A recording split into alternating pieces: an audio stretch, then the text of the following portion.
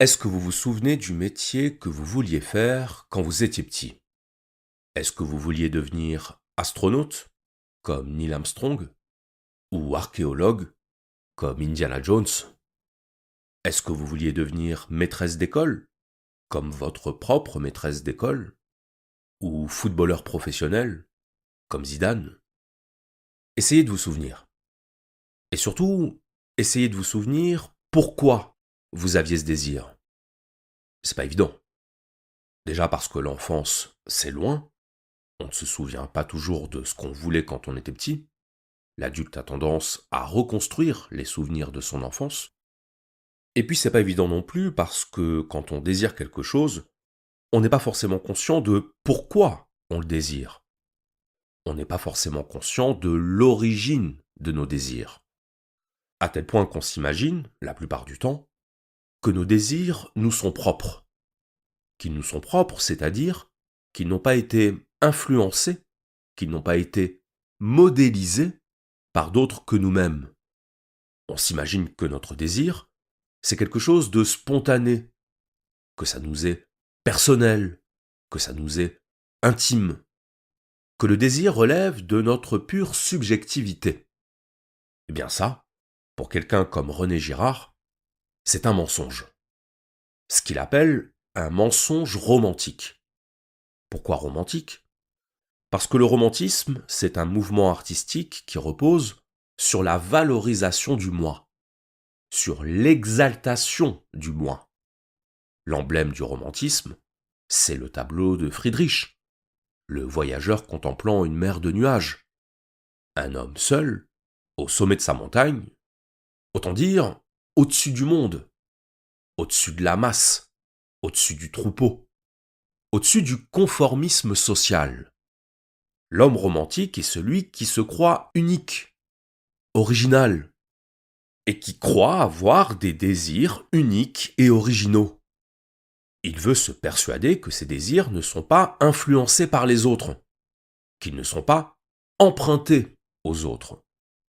Eh bien, ça, pour René Girard, c'est une illusion. La réalité, c'est que le désir est un phénomène mimétique.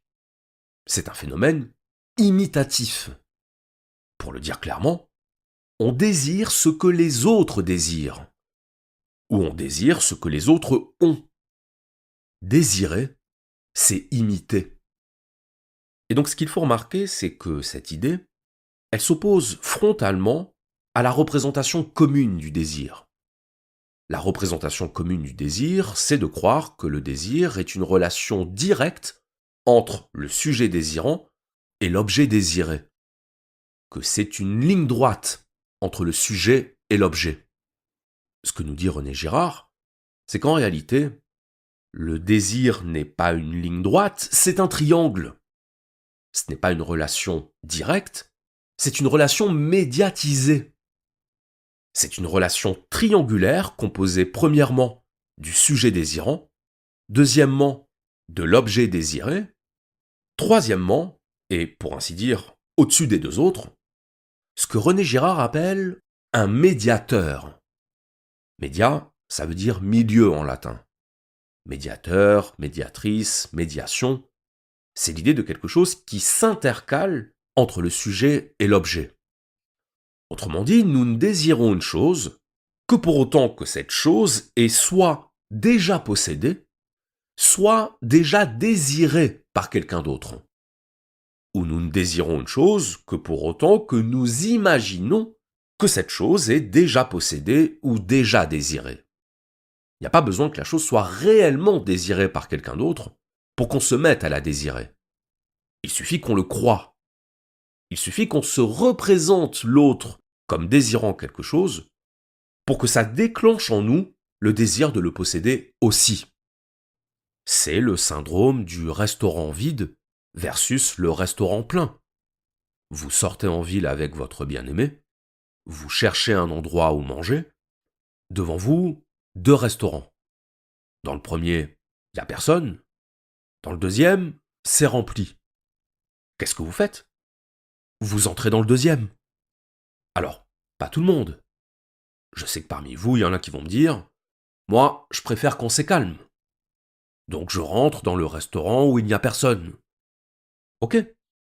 Mais sauf que les gens qui sont dans le restaurant plein, ils sont la preuve par l'exemple qu'entre un endroit fréquenté et un endroit non fréquenté, c'est l'endroit fréquenté qui remporte la mise. On est attiré par l'endroit fréquenté. Eh bien ça, c'est l'illustration du fait que notre désir est toujours influencé par le désir des autres. Autrement dit que le désir est un phénomène mimétique.